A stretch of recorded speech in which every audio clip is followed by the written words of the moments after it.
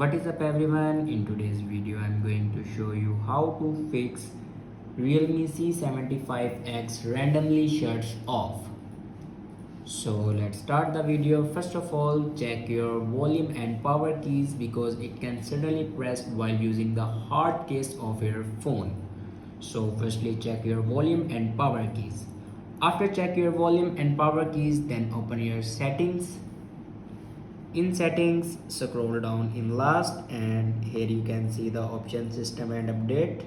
Now click on it and then scroll down and here you can see the option schedule power on or off. Now click on it. If you turn on your schedule power on off, then turn it off. After turn off your schedule power on or off, then go back and click on backup and reset and then click on reset phone.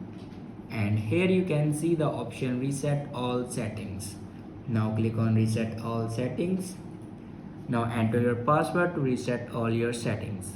It will never destroy any other data like photos, videos, documents and other personal data. It will only reset your settings.